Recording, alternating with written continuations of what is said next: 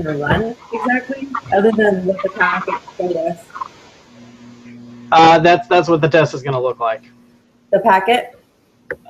Yeah, that practice test that I put the answer key up to, I changed the numbers, maybe with like the set notation, maybe change a symbol and give you a different set, but that's basically what I'm testing you on. Okay. Do you have any questions about anything that was on the practice test, or? Unfortunately, I wasn't able to do the whole thing. I was able to do the first 2 pages. Okay. I mean, was there anything? I mean, the time is yours until someone else shows up. So, if anything you want to get clarification on, or, I mean, I'm pretty uncreative when it comes to test writing. So, you're gonna feel like, oh wow, this looks just like the review, and it is for the most part. Something that I really had trouble with was the I forgot what it's called, with the little symbols in between, like B or C. That stuff. Let me see. If you got to the first 2, so that's on the 3rd page. Yes. Would be all that. Let me. I mean, I can share my screen with you, and then we can just look at this together. Okay. And that way, if something comes up, I think I can make that a little bit bigger. Let me do this.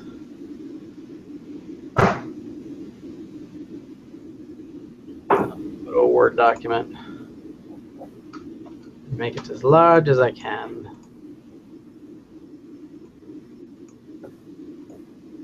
Okay, so stuff like this.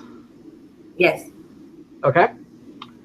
You just want me to talk you through how to do it and see if that makes more sense?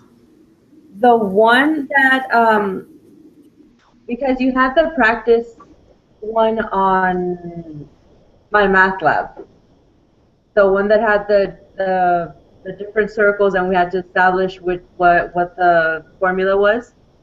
Okay. I can go to MyMathLab. I mean, that's there just to sort of practice. I mean, the practice test is a little bit more what I'm looking for. I mean, MyMathLab is great. It definitely tells you if you're right or wrong.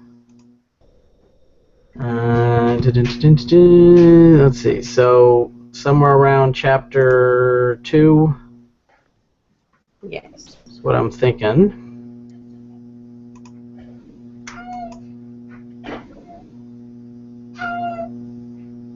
All right. So chapter 2 review. All right. Let's just kind of jump in here and see what we find.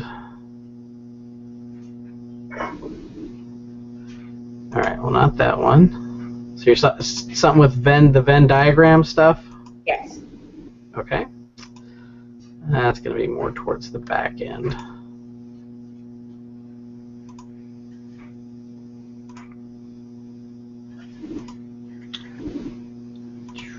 Maybe it's going to be towards the back end. Uh-oh. Well, that's not cool. Oh, something like this? I got that one. You got that one. Okay. How about this one? It was the one that we had to fade in. Keep going. Let's see. It randomly generates it, so if we're not seeing the type of question you want, I can I'll just close it out, and we'll try again. See if I can get that. Okay, so somewhere around 14, 15, 16. And I'm still getting the same circle stuff. How about this one? Yes. That one? Yes, sir. Okay. Make that one nice and big.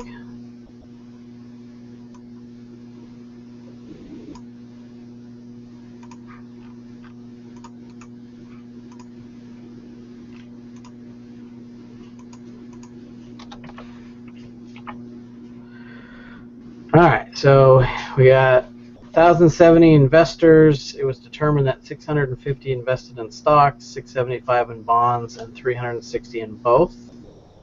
How many invested only in stocks or bonds and did not invest? Okay, so we have all that stuff. Okay, so what I'm going to do is I'm going to look for the most, the number that's got the most conditions on it. So the fact that there's 360 in both stocks and bonds means that 360 is going to come in this middle area where that part 2 is. Let's see if I can just do a text box.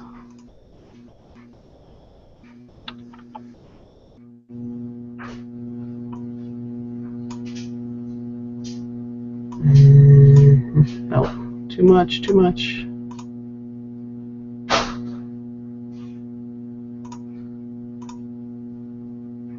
Okay, so that middle part is the 360, and if 650 did the stocks, so like this whole circle right here with parts 1 and 2 did the stocks, that means if that's 360, then I want to subtract to get the difference, which will tell me how many are in just that one piece of part 1 there.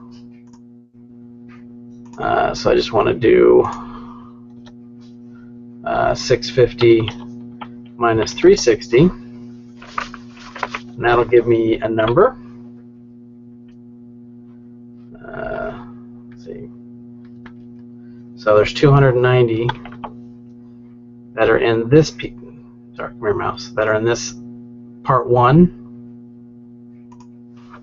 Maybe that'll help. I'll just label that as part 1.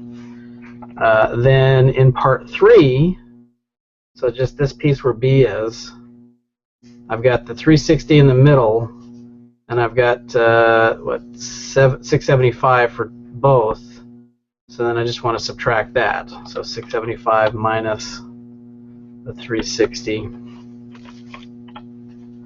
and that'll give me the amount that's in that part 3.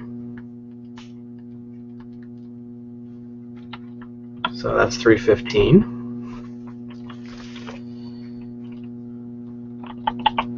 Okay. And so let's see if I can come up here and answer a question. So we're saying that A is stocks and B is bonds. So if I had 290 that were right here, so 290 people just did stocks or bonds, means I want to add up all 3 of these numbers.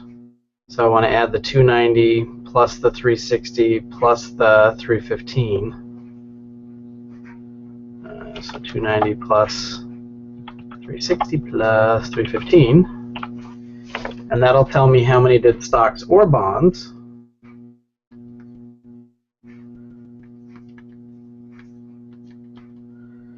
So that's 965. So that's part B is 965. And then part C says how many did invest in either. So now I'm looking at outside of the 2 circles. So right where this part 4 is. And since I know there's 1,070, then I just want to subtract again. So now 1,070 total minus out the 965. Well, that didn't. Come on, stick with it.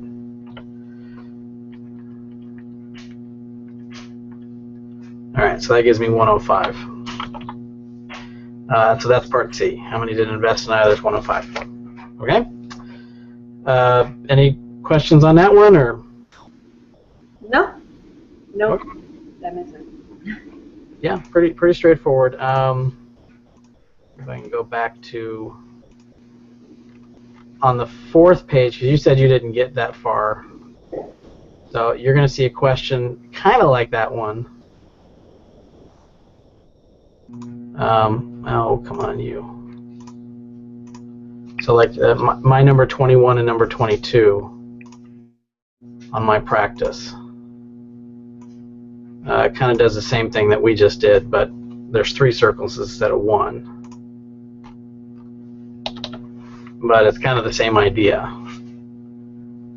You start with the most inclusive, the one that's got the most restrictions on it. So in this case, you're told so many students like biology, so many like English, so many like math, but you're told 4 like all 3. So this middle piece right here has 4 in it. And then we kind of work backwards to figure out all the other numbers. And then that allows us to figure out how many are outside the entire bubble. But anyway, so you see something like that. So I mean, definitely before you take the test, I would look at that second page and just practice working out those different set problems. I'm going to go back and, okay, so done off the screen there.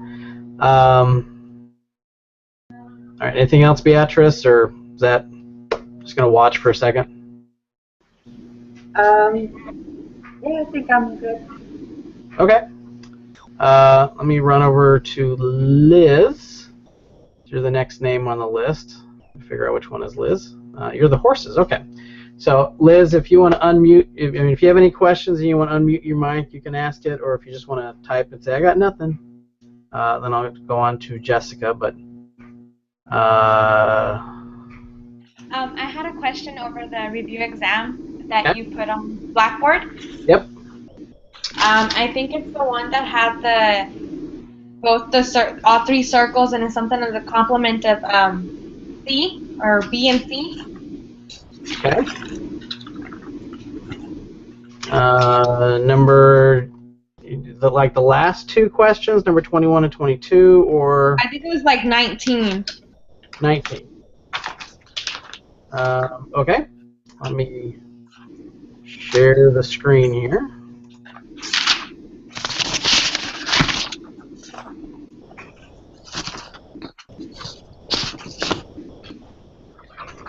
Okay, so there's number 19, and I'm going to take a picture of it. Nope, let's try that again. My computer doesn't like me now.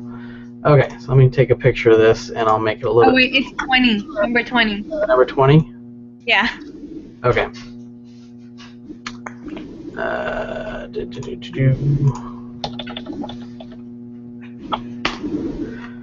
Okay, so your question is, how do we shade this, or? Yeah, I guess I just get a little bit confused with the complement. Okay. All right, so when I'm looking at something like this, so you're going to see some form of this on the test. I want to start with, it's like order of op, so I want to start with any parentheses and kind of see what the parentheses generate. So the parentheses are saying that I want to look at the intersection of y and the complement of z. Okay, so here's our z bubble right here. The complement of z would be everything outside of z. So, that shaded green area that you see on the screen right now. Mm-hmm. And then the y, obviously, is this entire y circle here. And so if I'm looking at the intersection between those 2 circles, or between everything not in z and everything that's in y, that's actually going to generate this sort of the sort of moon-looking shape. Because the only things that are, so I want stuff outside of z but have y attached to it. So you can kind of see this little moon shape that has a y with it. Mm-hmm. Okay, so this right side right here, that's what that picture would look like. And then we're going to connect, because we're taking x and we're going to union it with that thing. So I want all of x, and I want to connect it with this sort of crescent moon shape. So because we are unioning it, I can go back and throw in this little chunk right here of the crescent moon. And so everything that's yellow would be what's included in that particular set. Okay. So, you know, obviously whatever I throw at you, you just want to make sure that you break it down individually small pictures, like kind of what I've done here off to the side where I said, well, what does the complement of Z look like? What does Y look like? That sort of helped me see how to combine these shadings together. So you probably want to go at it something like that where you're doing it in smaller pieces to hopefully see the bigger pictures to what's going on. Yeah, so you start from parentheses and then to your outside. That's how you would read it? Yeah, just like order of ops, you want to start with the most restrictive component, which is the stuff inside the parentheses has the most number of sort of math processes involved. And obviously, if you switch these, if you make these backwards, so if you look at intersection versus union, that's going to change the picture as well. Yeah. Anything else about this, or you want to? I mean, we can go to homework and look at some of this, or. If I have another question, I'll go ahead and ask. Okay. But that's it for all. Thank you. Oh, no problem. Let me jump back. Come on, stop sharing my screen. Okay. Jessica. Julia? All right. Yes. Hi. How can I help?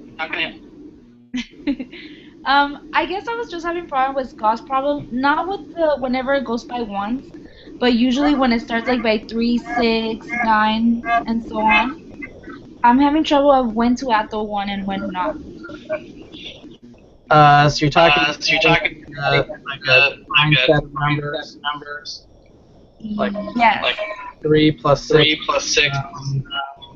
No, not the arithmetic and the geometric, but when it says like find like the problems in Gauss like from their homework, they will start like 3, 6, and then it go to 9, and you have to find I think the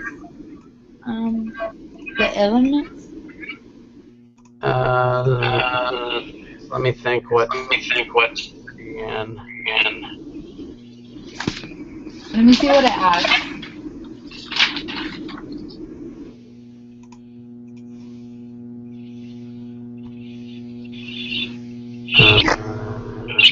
section 1, I think. Yeah, or if you could just do a problem that goes like that. I just want to see how you do it. Oh, oops. I just pulled one right up. Okay, hold on. Let me get this over so I can show it, and then I'll make the full screen there.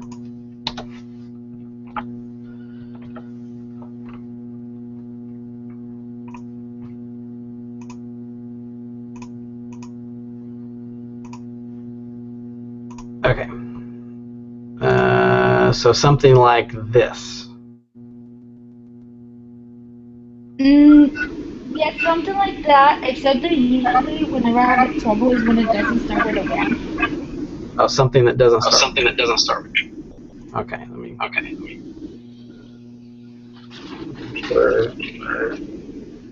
How about?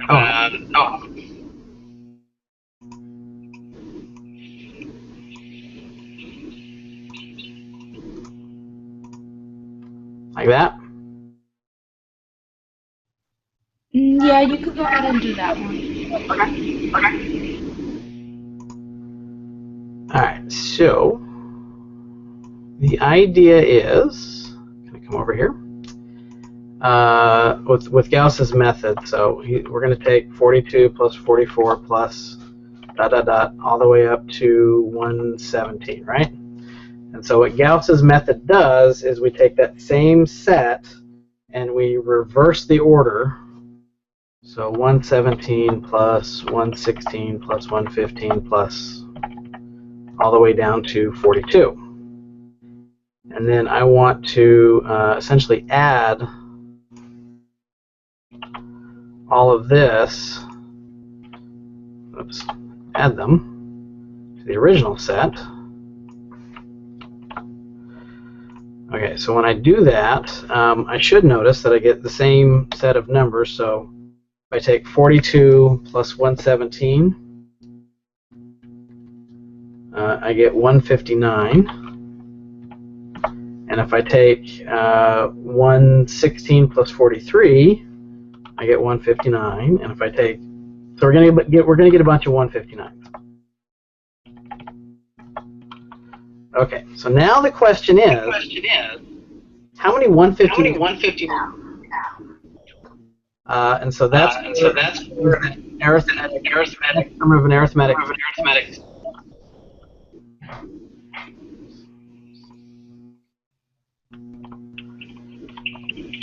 So the nth term formula is a plus n minus 1 times d.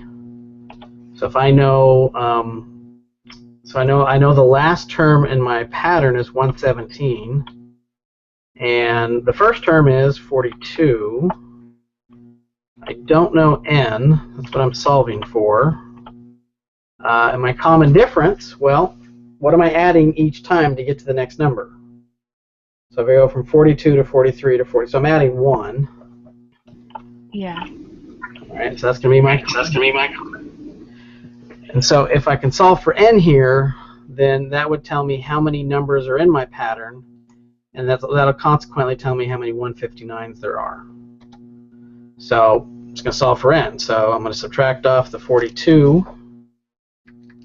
So 117 minus 42 gives me 75 equals n minus 1. And then if I add 1 to both sides, I get 76. And that's going to, so in other words, there's 76 numbers in this pattern. So if I go from 42 to 43 to 44 all the way up to 117, I added 76 numbers in a row. So down here where it says 159 plus 159 plus 159, there are 76 of those. So if I want to figure out what the 42 to 117 adds up to, then I want to take the 159 times the 76, and keep in mind the 159 we got because we added 2 of these rows together. So that's actually double what I really want for my sum. And so that's what I want to type in the calculator. This 159 times 76 divided by 2, and I get 60,042. So in this case, that's the sum of that particular set. And I'm just going to tell you right now, on the actual test, you're going to need that nth term formula. So let me kind of go up to the question that pops up at. Where are you? All right. Very first. Yeah, number 2. So you will see. Yes, I think I know how to do 1 through C because I got those correct. I was just looking more into like question 8 in the homework for D. I don't know if you could look at that.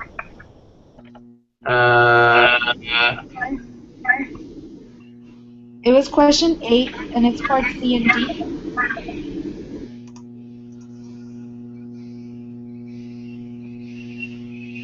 Okay. Like when it doesn't start by 1, what do you do? Okay.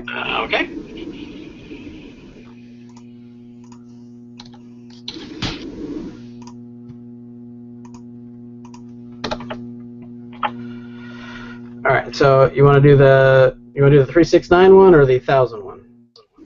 Whichever of those will be fine. It's actually the same scale. Let's do the 1000 one because that. Why not?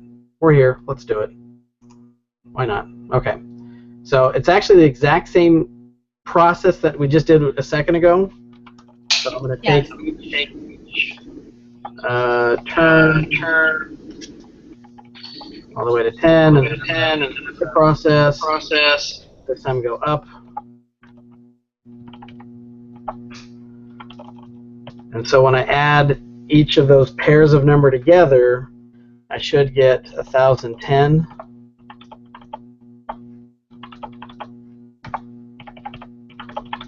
Okay? And so the question is, how many 1010s am I going to have? And that's where that nth term formula comes in.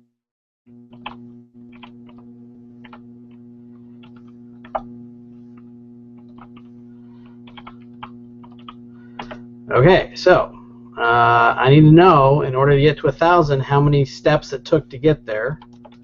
So that's 1,000. I'm sorry, that's actually wrong. 10, because I ended it. All right, so now start at, and my first number was 1,000. And then I'm solving for n, so n minus 1. Okay, what about my common difference, though? How do I go from 1,000 to 990 to 982? So I must have added negative 10. All right. So now check off 1,000. 990 equals n minus 1 times negative 10. Then I'm going to my 10. And so I get 99. And so I must have added 100 numbers. Okay. So going back into this, when I have 1,000 and 100 of those.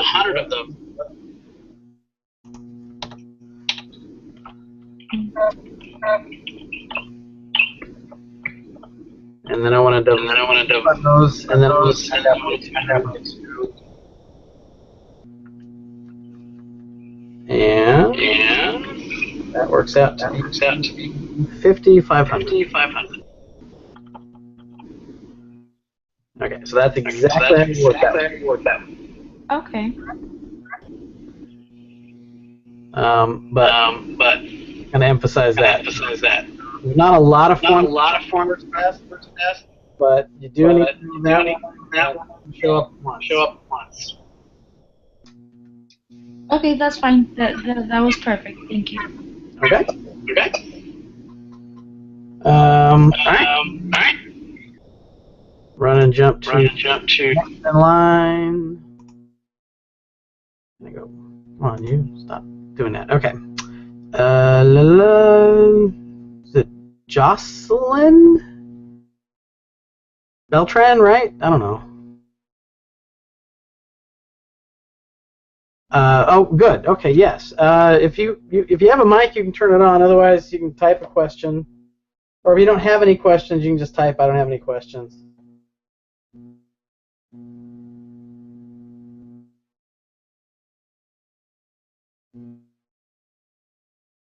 Let's see if she's doing anything. Could you explain number 3 on the review? I sure can. Let me go share my screen. Unfortunately, when I walk away from it, when I do my screen share, I don't see anything that's typed. So if you type anything, Jocelyn, then I won't see it. So I'm just going to go essentially talk to myself about number 3. Hopefully I get your question answered when I do that, but I didn't want to think I'm being rude. I just don't get to see what you're writing when I jump over here. So, oh, the counter example one. No, this is a fun one we're going to play with throughout the course. No, that's not what I wanted. All right, let me try that again.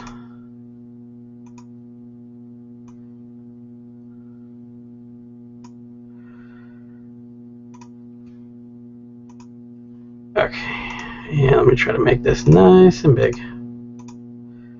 Okay, so on number 3, the question, you're going to see the statement, or you see that first sentence.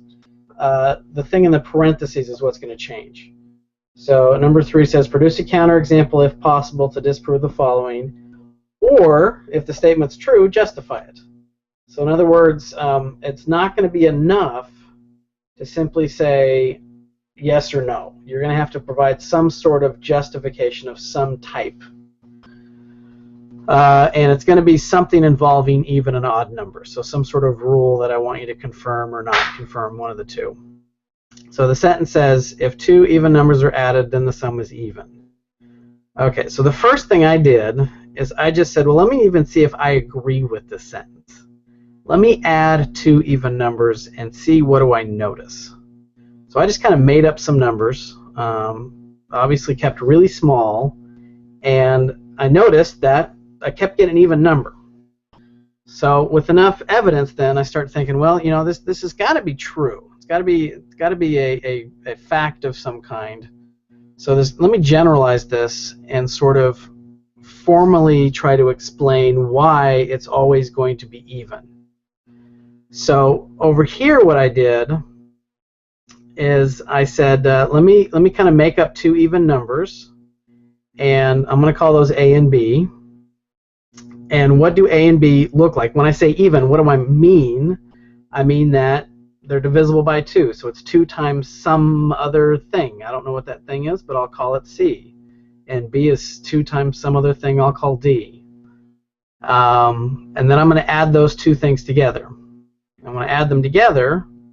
Going back to the C and D idea, I end up having a 2 that I can factor out. Therefore, anytime I add 2 even numbers, I'm going to get something that itself is even. Okay.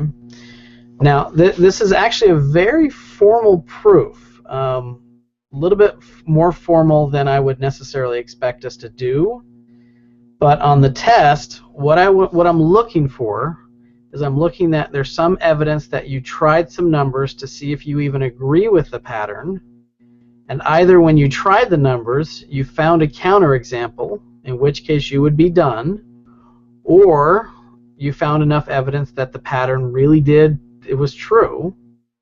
And then the other thing that I'm looking for is that there's some sort of justification or explanation on why that pattern behaves the way it does. So I don't really expect to see this formal language over here. There's a lovely math course that students can take if you're going into mathematics called Number Theory, where they do a lot more of this formalizing. So I don't expect to see anything like this, but I do expect to see an investigation, and I expect to see some sort of verbiage on your part about why you think that's true, if it in fact is true, or why you think it's a counterexample. So, and again, it doesn't have to be this formal, but I'm not just looking for a yes or no answer on this, if that makes sense. So this is an easy question to get wrong just because you were in a rush and didn't put enough time on it. But then again, it's like, here's an example. You don't know what I'm going to throw at you till you see it on the test. So good luck. Anyways, hopefully that helped, or not. Hopefully that helped give a sense as to what I'm looking for. Let me kind of run back here. Okay, Jocelyn, did that help, or any other questions or concerns? Okay. All right. Well, looks like Vanessa joined and left.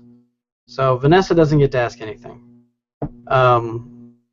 But so let me just kind of open it up. Does anyone have anything that they saw they want to go talk about, or? Homework. Oh, someone says something. I think if you could explain the all, some, and none. One more time. If you could explain the all, some, and none, and there exists. Because it's all to some to none, and where does there exist go to? Okay, that's that was on. Negation.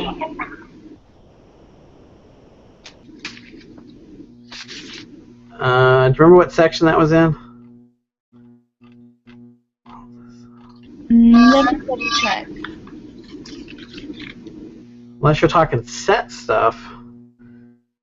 I'm trying to think off the top of my head what that was. That is 2.1. 2.1? Yes. All right, let me see if I can find something.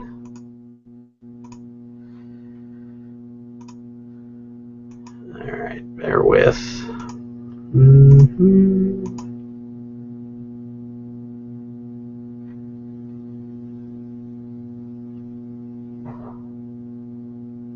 Oh, okay. I think I have something we can talk about. I don't know if you'll have to correct me or point me in the right direction if it's not what you're quite thinking about there. Not like write the negation of the sentence. Not all turkeys can fly. Oh, sorry. Let me. Oh my! Come on, you.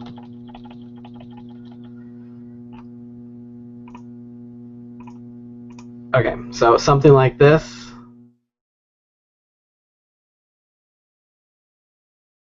Yes, but I'm having trouble where it says like there exists. Let me see if I can find anything like that.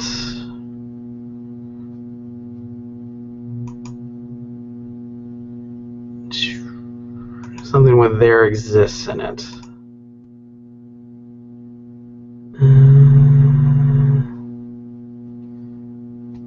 Like here's like some children are well behaved. Let's see, from each of the following, form a conclusion that follows logically from the given statement. Now you're looking for there exists stuff.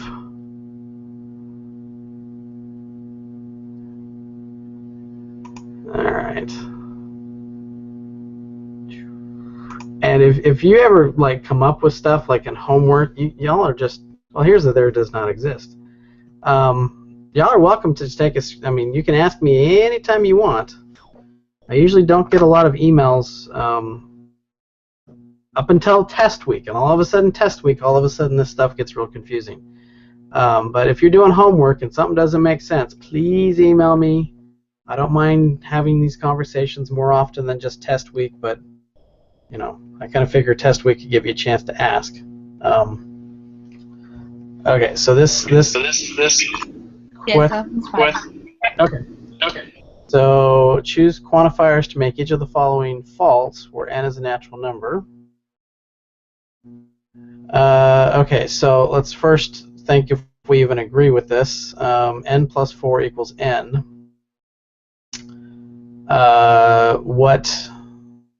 First off, do we even agree that if I add 4 to a number, I get the same number? And so can we even think of a natural number that would make that statement true? Like, think about if we were solved for n. Really, there wouldn't be any number, would there? Because anything I pick, if I add 4 to it, it's going to change. So in this case, there wouldn't be. So I'm looking for an answer that says there is no answer.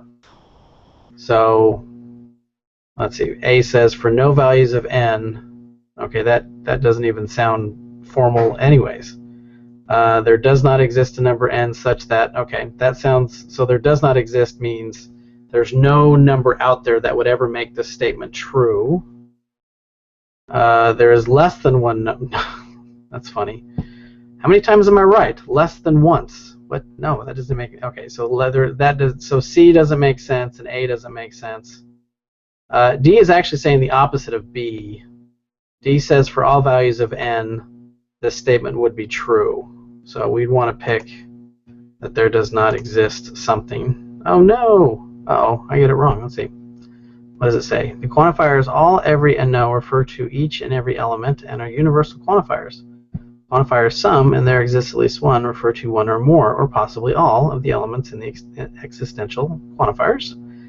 The quantities less than one refers to no elements. Well, that's... I wouldn't. Okay.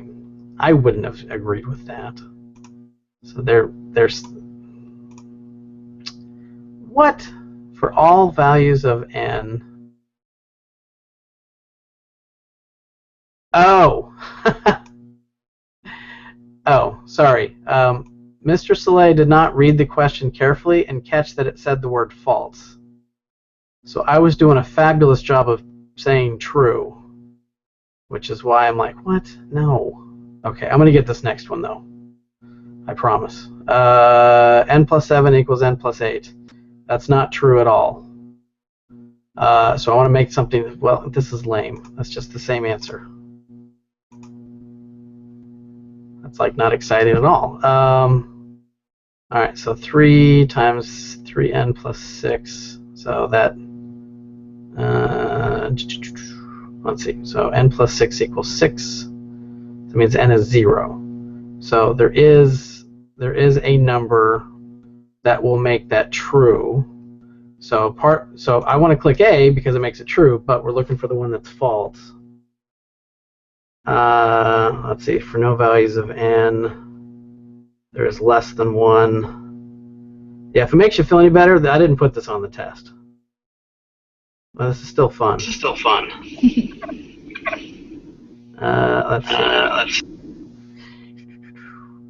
Less than, there's at least one number, but that's true. No, that's not true. There's only one. All right, I'm gonna try that. Ha. All right, so the negation is anyway. So we got an idea, or you want me to keep going? Oh no, that's fine. Yeah, I don't mind throwing homework at you. Yeah, I just knew that all meant some meant none. So I just had a question about whenever you give me there exists, what does it mean? The idea of there exists. I might not. You know, there's something satisfy that. Okay.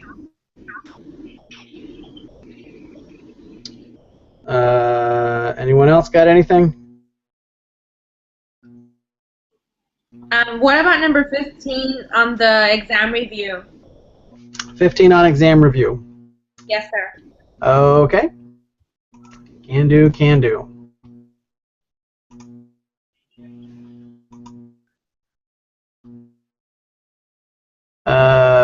You want just 15, or you want to talk about 14 through 18? Yeah, we can. Okay. I mean, I'm like, there's all that set stuff. Because again, you're going to see this. Yeah, I got 14, 16, and 17, but I just didn't get 15. Okay, so, and actually I probably should have took a picture of the sets. Okay, so so 15 is saying, is E a subset of C?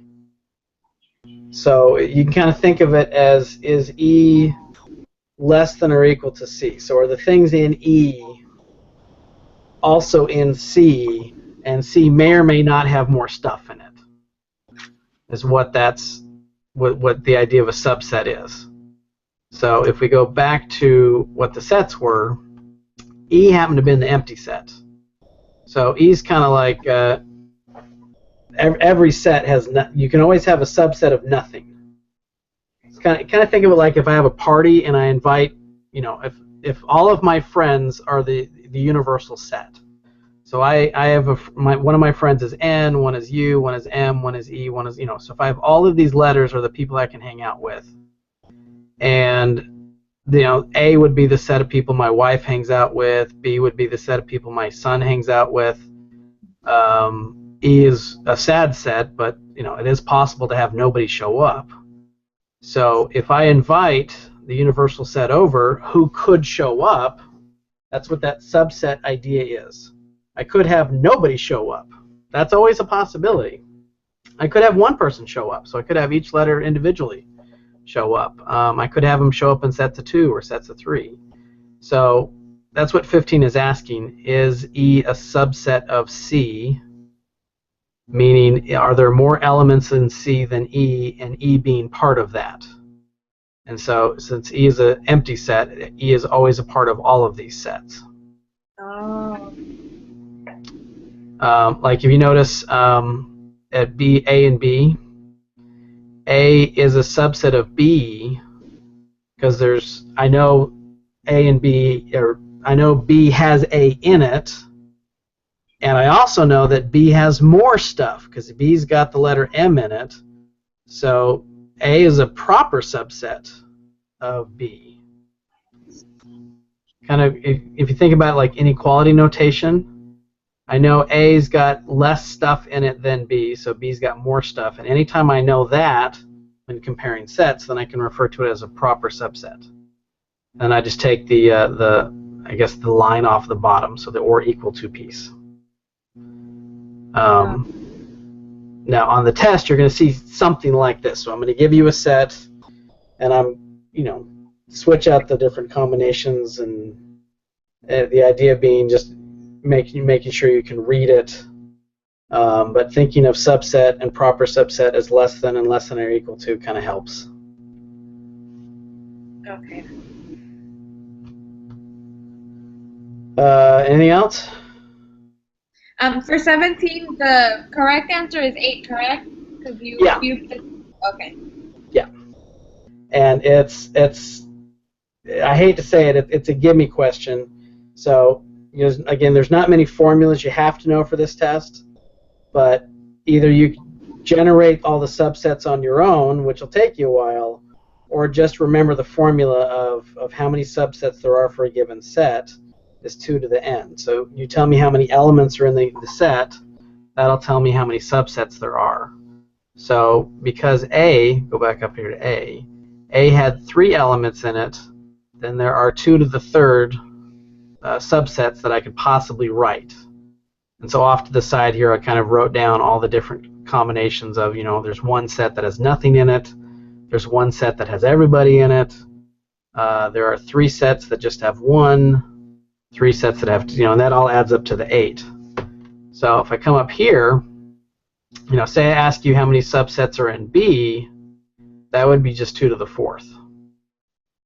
And you just write that down, and calculator should give you 16. But I'm not going to ask you to tell me what all the subsets are. I'm just going to ask you how many subsets are there total, not to identify all of them. If that makes sense. Yes, sir. Okay. And then the cross product, you're going to see this, where you just list out all the ordered pairs that are possible. So, anything else? That's it. Thank you. Okay. Sounds good. Maybe we're going to see if anyone else has come up with a question. Anything else, ladies?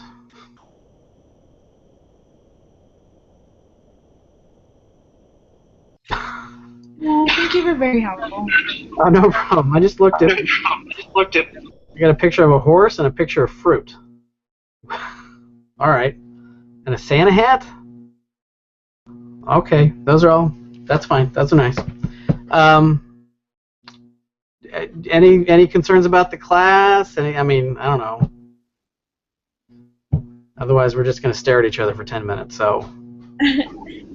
Well, do you is it preferable for us to study the review exam that you gave us and the notes instead of focus on my math class?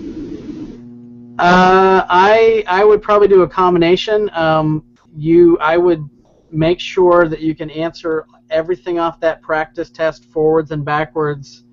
And if I change the numbers on you, you definitely know how to handle that. The My Math Lab stuff, as we've seen, are going to throw some more challenging stuff at you. But I wouldn't take a bad grade on the My Math Lab practice as an indication that you don't know what you're doing. But stuff like the magic square. I'm going to give you a magic square because it really does force you to think and organize your thoughts. And so the students that aren't really organized are going to crash and burn on that one.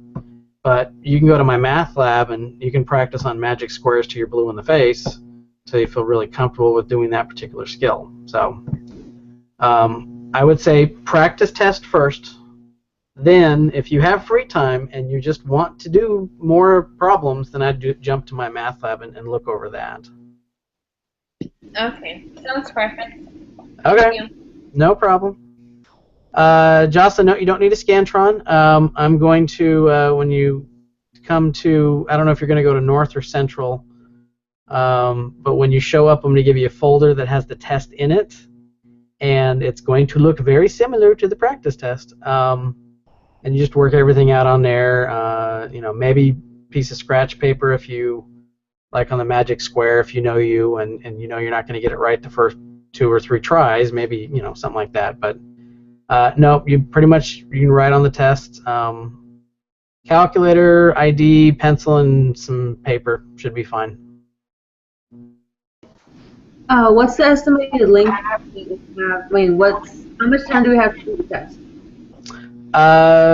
We test for 2 hours. I honestly can't imagine any of my 1350s taking any more than an hour on this.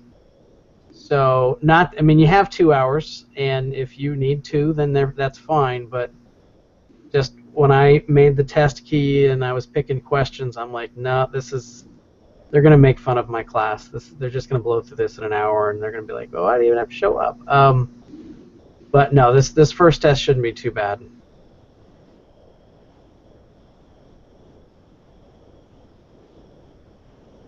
Are we going to have to use? There's something that we went over that involved some kind of like a number sentence.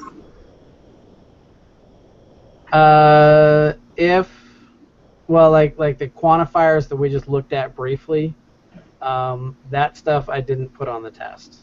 Okay. So, you know, like the counterexample question is going to be a surprise. I have no idea what sentence I gave you, but the idea being I want to see how you organize your thoughts.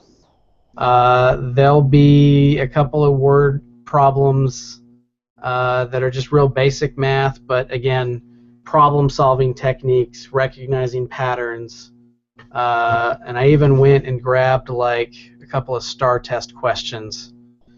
I figure if you guys are going to teach this stuff, you might as well be able to answer the same types of questions that our kids are being thrown at. So, not a lot of that stuff, but there'll be a couple of oh my's that'll make you think, but not enough that, you know, if you know everything else, you should walk out with a passing grade. Maybe if I stump you, you lose your A, but you should. Most students should do pretty well that looked over the practice test and can do it.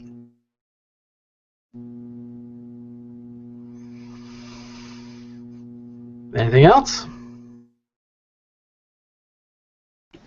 No, thank you so much for listening. Okay.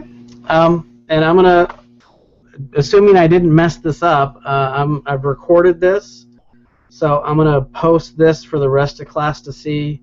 Not that I can imagine that they would have enjoyed watching me answer questions for an hour, but some students, you know, have the same questions you guys asked. They also have the same questions. So, but I'll post this, and if you have anything else, then you're always welcome to email me, and otherwise I will see you either Friday or Saturday. So, good luck.